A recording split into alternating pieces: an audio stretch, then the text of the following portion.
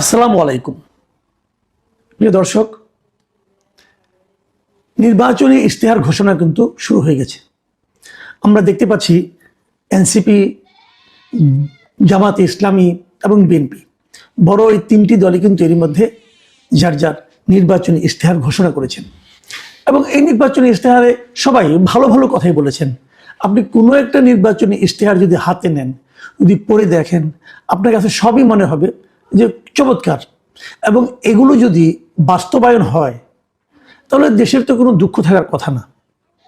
আপনি যদি পুরনো এই রাজনৈতিক দলটি পুরনো আগের 10 বছর, 15 বছর, 20 বছর, 30 বছর আগের যে নির্বাচনী ইশতেহারগুলো, 40 বছর ধরেন আপনি যে নির্বাচনী ইশতেহারগুলো আছে, সেগুলো যদি সংগ্রহ করে পড়তে পারেন, আপনি দেখবেন যে এগুলো সব বাস্তবায়ন হলে এই দেশটা একটা সোনার দেশে পরিণত হতো।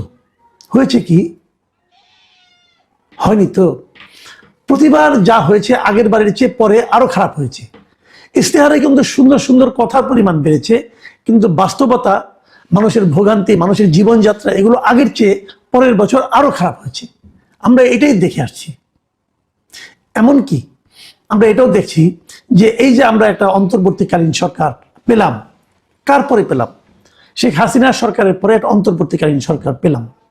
শেখ হাসিনা সরকারকে আমরা বলেছি যেটা একটা স্বৈরাচারী সরকার, ফ্যাসিবাদী সরকার, দুর্নীতি মহোৎসব চলতো এই সরকারের আমলে। দুর্নীতিবাজদের সরকার প্রধান কিছুই বলতেন না। সরকার প্রধানের যে পিয়ন, সেও 400 কোটি টাকা মালিক হয়ে যেত। এই যে কথাগুলো আমরা বলেছি, বলার পর তাকে আমরা তাড়িয়েছি বলবো। সেই সরকারের পতন ঘটেছে গণ অভ্যুত্থানের মুখে, গণবিক্ষোভের মুখে। কিন্তু তারপর আমরা যাদেরকে পেলাম তাদেরকে তো আমরাই বসিয়েছি, এই আন্দোলনের লোকেরাই বসেছে, বড় মুখ করে বসেছি, এবং শীর্ষ পদে বসেছেন যাকে তিনি নোবেল পুরস্কার প্রাপ্ত একজন ব্যক্তিকে বসিয়েছেন। আমরা ভেবেছি উনি হবেন একদম চমৎকার একজন মানুষ, নির্লোভ একজন মানুষ, এবং ওনার কাছে কোনো স্বজন প্রীতি থাকবে না। উনি দেশটাকে একদম স্বর্ণের একটা কি বলবো, সোনার দেশে পরিণত করবেন। আমরা তো ভেবেছি, প্রত্যাশা করেছি। আমরা ভেবেছি উনি দেশটাকে সংস্কার করবেন। যে সংস্কার করবেন সেই সংস্কারগুলো ওনার সরকারের মধ্যে প্রয়োগ করে দেখাবেন যে দেখেন সংস্কার হলে কি হয়। কোনো পরিবর্তন দেখেছি আমরা দেখেছি এই সরকার আগের সরকারের মতোই চলছে। আগের সরকার যেমন নিজের দলের লোকগুলোর যে সমস্ত মামলা মোকদ্দমা উঠিয়ে নিতেন, শেখ হাসিনা ওনার মামলাগুলো উঠিয়ে নিয়েছিলেন প্রথমবার ক্ষমতায় এসেই। ইউনূস সাহেব তাই করেছেন। এই মামলাগুলো উনি আগে বলতেন, যখন শেখ হাসিনা ওনার বিরুদ্ধে মামলাগুলি করতেন, উনি বলতেন যে উনি একটা কারো প্রতিহিংসার শিকার, এই মামলাগুলো সাজানো মামলা উনি বলতেন, দাবি করতেন। তো উনি যখন দায়িত্বে এলেন ওই মামলাগুলো ওভাবে চলতে দিতেন। বিচারকই বলতো যেগুলি সাজানো মামলা, উনি সেই পর্যন্ত অপেক্ষা করেননি।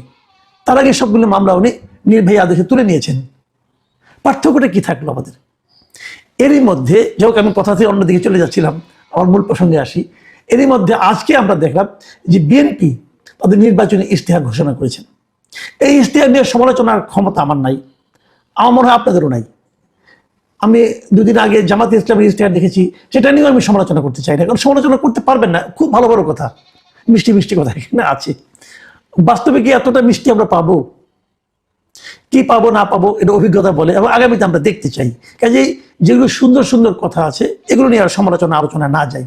অনেক ভালো ভালো কথা সেখানে আছে, আপনারা দেখে নেবেন, কালকে পত্রিকায় সব পাবেন। আমি খালি একটা প্রসঙ্গ তুলব, সেটা হলো এই জুলাই সনদ।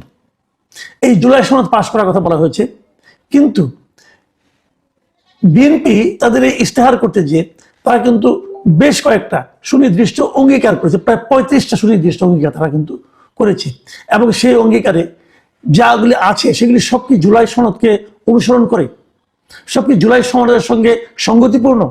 না না, তা না। দেখেন কতগুলি কথা তারা বলেছে, খুব ইন্টারেস্টিং কথা। যে প্রস্তাবনা যেটা বলা হয়েছে, আমি আপনাদের পড়ে শোনাই, যে বিগত 17 অক্টোবর 2025 তারিখে স্বাক্ষরিত জাতীয় জুলাই সনদ এবং বিএনপির 31 দফার ভিত্তিতে এই সংস্কার কার্যক্রম বাস্তবায়ন করা হবে। ওনারা যে সংস্কার কার্যক্রম বাস্তবায়ন করবেন সেটা কিন্তু কেবল জুলাই সনদের উপর ভিত্তি করে হবে না। বিএনপির যে নিজস্ব 31 দফা আছে তারও ভূমিকা কিন্তু থাকবে। দুটো মিলে তারা সংস্কার করবেন। আমি কিন্তু সেই শুরু থেকে যখন এই জাতীয় ঐক্যমত্য কমিশন গঠন হচ্ছে, জুলাই সনদ আলোচনা হচ্ছে, তখন থেকে কিন্তু আমি বলে আসছিলাম, ভাই আপনারা জুলাই সনদ করছেন, করেন, সমস্যা নাই। বিএনপি তো আপনাদের উপরে 3 বছর আগের থেকে 31 দফা রাষ্ট্র সংস্কারের জন্য তারা 31 দফা দিয়েছিল, আরো 3 বছর আগের থেকে, এবং তারাও তো গবেষণা করে দিয়েছিল। তো তারা কেন তাদের ওই 31 দফাকে বাতিল করে দিয়ে এই কতিপয় এনজিও এবং ভাড়াটে বুদ্ধিজীবীদের তৈরিকৃত জুলাই সনদ বাস্তবায়ন করতে যাবে? কেন যাবে? আমি এটাও বলেছিলাম যে দুটোকে তারা নিয়ে একসঙ্গে, যদি বিএনপি ক্ষমতায় আসে, তারা এই দুটোকে নিয়ে একসঙ্গে বসবে। এর মধ্যে জুলাই সনদের যে যে ধারাগুলো 31 দফার সঙ্গে মিলবে, তারা সেগুলো অবশ্যই রাখবে। এবং যদি জুলাই সনদে কিছু তারা ভালো পায়, সেগুলি হয়তো রাখতেও পারে। কিন্তু মূল ভিত্তিটা হবে 31 দফা। এবং আমি একটা রাজনৈতিক দলের কার্যক্রম হিসাবে, আমি নিজে ব্যক্তিগতভাবে একজন নাগরিক হিসেবে, আমি কিন্তু পলিটিক্যাল পার্টির এই যে কার্যক্রম, এটাকে সমর্থন করি। কারণ তারা তো সারা দেশের মানুষের কাছ থেকে ম্যান্ডেট নিয়ে আসবে, সারা দেশের মানুষ তাদেরকে ক্ষমতা দেবে এটা করার জন্য। তো তারা এই ক্ষমতা পেয়ে কেন আলী রিয়াজের সংস্কার করা কার্যক্রম বাস্তবায়ন করতে যাবে? কেন যাবে? আলী রিয়াজ কারো ম্যান্ডেট নিয়ে আসছে? আলী রিয়াজ তো ভাই আমেরিকান নাগরিক। একজন আমেরিকান নাগরিকের তৈরি করে দেওয়া সেই জিনিসটা হুবহু তোতা পাখির মতো আগামী সরকার কেন মানবে? যদি বিএনপি যায়, বিএনপি আসতে তাদের ইশতেহারে কিন্তু কতগুলি বিষয় বলেছে, যেমন ধরুন সংবিধানে কিন্তু জুলাই সনদে যা নাই তাও তারা স্থাপন করবে। যেমন বলেছে তারা সংবিধানে সর্বশক্তিমান আল্লাহর প্রতি পূর্ণ আস্থা ও বিশ্বাস, এটাকে তারা পুনঃস্থাপন করবে। এটা কিন্তু জুলাই সনদে নাই। এটা বিএনপি যদি ক্ষমতায় যায়, তারা সংবিধান সংস্কার করে এটাকে পুনঃস্থাপন তারা করতে চাইবে। আরো দেখেন, আরো কতগুলি বিষয় আছে। যেমন ধরা যাক, এই যে 31 দফা প্রস্তাব, তারা নিজেরা কিন্তু বলেছে যে একটা পদ তারা নতুন বানাবে, যেটা জুলাই সনদে নাই। সেটা কি? তারা একটা উপরাষ্ট্রপতি পদ বানাবে, রাষ্ট্রপতির সঙ্গে একজন আপনার উপরাষ্ট্রপতি থাকবে। তো এটা কিন্তু জুলাই সনদে নাই, তারা সনদের বাইরে যেও তারা এটা করবে। আবার ধরুন, জুলাই সনদে বলা হয়েছে যে যিনি প্রধানমন্ত্রী হবেন তিনি একই সঙ্গে দলীয় প্রধানের পদে থাকতে পারবেন না। আজকে বিএনপি জানিয়েছে যিনি প্রধানমন্ত্রী হবেন তিনি দলীয় প্রধান পদেও থাকতে পারবেন। আবার আরেকটা জায়গায় বলি, আপনারা যেমন ধরেন আপনার উচ্চকক্ষ, যেটা নিয়ে সবচেয়ে বেশি আলোচনা হচ্ছিল, উচ্চকক্ষে কিন্তু ওখানে বলা হয়েছিল, এবং একটা উচ্চকক্ষ হবে যেটা আমাদের এখানে কখনোই আগে ছিল না, নতুন একটা উচ্চকক্ষ তারা তৈরি করবে, এবং উচ্চকক্ষে 100 সদস্য থাকবে। এই 100 সদস্য নির্বাচিত হবে কিভাবে? তাদেরকে নির্বাচিত করা হবে যে রাজনৈতিক দলগুলো নির্বাচন করবে। কিভাবে করবে? তারা সারা দেশে যত শতাংশ ভোট পেয়েছে, মোট ভোটের যে ভোট, প্রদত্ত ভোট যেটা, সেই ভোটে তারা যত শতাংশ পেয়েছে, ঠিক তত শতাংশ, ততজন তারা সদস্য এখানে মনোনীত করবে, এবং এই মনোনীত সদস্যরাই উচ্চকক্ষের মেম্বার হবে। তারপর উচ্চকক্ষের কার্যক্রম নিয়ে নানা রকম কথাবার্তা আছে, সে আলোচনা যাচ্ছি না। বিএনপির প্রস্তাব কি ছিল? বিএনপি তখনই বলেছিল যে আমরা সারা দেশের যে প্রাপ্ত ভোটের আনুপাতিক হারে আমরা উচ্চকক্ষ মনোনয়ন দিতে চাই না। আমরা বলতে চাই যে নিম্নকক্ষে যে দল যত আসন পাবে তার আনুপাতিক হারে উচ্চকক্ষ হবে। যে দল 3টা আসন পাবে তারা একজন সদস্যকে উচ্চকক্ষে নিয়োগ দিবে, এইভাবে। তো এটা কিন্তু ওখানে আছে। কিন্তু তারা যখন নাকি প্রস্তাবটা আসে, তখন আপনার এই ঐক্যমত্য কমিশন বলেছিল না, এটা পিয়ার পদ্ধতিতে হবে। জামাতেরও প্রস্তাব ছিল পিয়ার পদ্ধতিতে হবে। তখন কিন্তু বিএনপি এই প্রস্তাবে নোট অফ ডিসেন্ট দিয়েছে। ইন্টারেস্টিং হলো, আমাদের এই গণভোটে যে প্রশ্নটা করা হয়েছে, গণভোটের প্রশ্নে আপনি দেখবেন যে খ প্রশ্ন যেটা আছে, খ প্রশ্নটা কি আছে আমি আপনাদের আবার পড়ে শোনাই। খতে বলা হয়েছে যে আগামী সংসদ হবে 2 কক্ষ বিশিষ্ট। জাতীয় সংসদ নির্বাচনে দলগুলো প্রাপ্ত ভোটের অনুপাতে 100 জন সদস্য বিশিষ্ট একটি উচ্চ কক্ষ হবে, তারপরে যা কিছু করা হবে। তাহলে গণভোটে যদি আপনি হা দেন, তাহলে কিন্তু আপনি 100 জন সদস্যকে যে নিয়োগ করবেন সেটা পিয়ার পদ্ধতিতে নিয়োগ করবেন, এই কথা স্বীকার করছেন। কিন্তু বিএনপি বলছে তারা পিয়ার পদ্ধতিতে উচ্চকক্ষে নিয়োগ দেবে না। আজকেও তারা সেই কথাই বললো, এটা আগেও বলেছে, আজকেও বললো। আজকেও তারা এই ইশতেহার ঘোষণার সময় তারা একই কথা বললো। তাহলে ধরেন কথার কথা, যদি বিএনপি জিতে যায় এবং হা ভোটও জিতে যায়, তাহলে বিএনপির জন্য কি করণীয়? কারণ হা ভোটে তো বলা হয়েছে যে 100 জনের অনুপাতে, এটা হলো আনুপাতিক ভোটের হারে নিয়োগ করা হবে, এবং তাদের ইশতেহারে বলেছে তারা 100 জনকে নিয়োগ দেবে নিম্নকক্ষের আনুপাতিক হারে।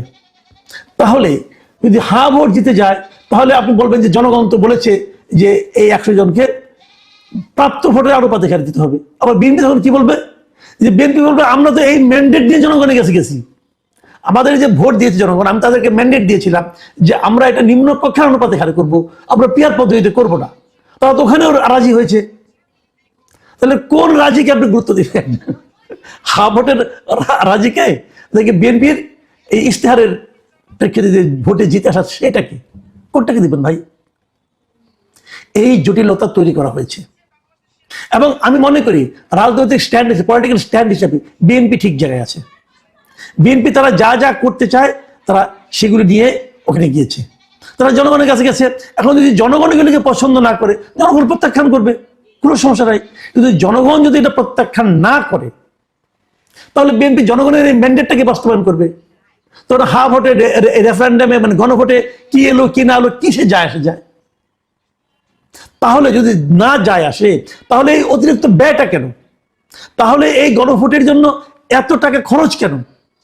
তাহলে এই গণভোটের জন্য হার পক্ষে প্রচার করতে যেয়ে দেশের সমস্ত সরকারি কর্মকর্তা কর্মচারীকে দণ্ডনীয় অপরাধের মধ্যে ঢুকিয়ে দেওয়া কেন? যে কাজটা ডক্টর আলী রিয়াজ করেছেন, সকলকে একটা দণ্ডনীয় অপরাধের মধ্যে ঢুকিয়ে দিই। কারণ আইনে আছে, সরকারি কোনো কর্মকর্তা কর্মচারী তারা কোনো নির্বাচনের কোনো পক্ষে প্রচারণা চালাতে পারবেন না। কিন্তু উনি গণভোটে হার পক্ষে সবাইকে প্রচারণা চালাতে বাধ্য করেছেন। কেন? এই সমস্ত প্রশ্নের জবাব আমরা আশা করব যে যারা নির্বাচিত হয়ে ক্ষমতায় আসবেন তারা স্মরণে রাখবেন যে তারা কি জবাব দেবেন। যদি বিএনপি নির্বাচিত হয়ে আসেন, আমি বিএনপি নেতৃবৃন্দকে বলবো, রিকোয়েস্ট করব, এই আলী রিয়াজ সহ যারা যারা দণ্ডনীয় অপরাধ করেছে, প্রত্যেকটা ডিসি তারা দণ্ডনীয় অপরাধ করেছে, তারা আরপিও দেখে নাই, আরপিওতে কি লেখা আছে? তারপরে তো নির্বাচন কমিশন নিজেও বলেছে করতে পারবেন না। এই লোকগুলো তো রিটার্নিং অফিসার হবে, এই লোকগুলি তো নির্বাচনটাকে পরিচালনা করবে, তারা তো নির্বাচন পরিচালনার অযোগ্য। কারণ আরপিওতে সুস্পষ্টভাবে লেখা থাকা সত্ত্বেও তারা হা ভোটের পক্ষে প্রচারণা চালিয়েছে। এই অযোগ্য লোকদের দিয়ে নির্বাচন পরিচালনা করানো হচ্ছে। আমি আশা করবো এদের তালিকা যেন বিএনপি করে রাখে এবং নির্বাচিত হওয়ার পর এদের প্রত্যেককে বিচারের সম্মুখীন করতে হবে। আপনি একটা মানে অন্যায় আবদারের জন্য আপনার নিজস্ব দায়িত্বকে ভুলে যাবেন এবং সেটাকে আপনি অন্যায়ভাবে করবেন, দণ্ডনীয় অপরাধ করে যাবেন, আর আপনাকে কেউ কিছু বলবে না। যদি এটা হয়, এটা যদি উদাহরণ হিসেবে তৈরি করা হয়, তাহলে এই দেশে নিয়মকানুন বলতে আর কিছু থাকবে না। প্রিয় দর্শক, আমাদের এই যে উপলব্ধির কথা আমি বললাম, আমি আশা করবো এগুলি সবাই বিবেচনা রাখবেন। আমি বিএনপি, জামাতে ইসলামী, এনসিপি সকল রাজনৈতিক দলের যে ইশতেহার সেগুলিকে স্বাগত জানাই এবং আমরা চাই যে জনগণ ভোট দেওয়ার পরে এই ইশতেহার দেখে দেখে দেখে দেখে তাদের প্রতিশ্রুতি দেখে দেখে মিলিয়ে নেবেন তারা কে কি বলেছিল, কে কি করছে। প্রিয় দর্শক, এখন এই পর্যন্তই। আল্লাহ হাফিজ।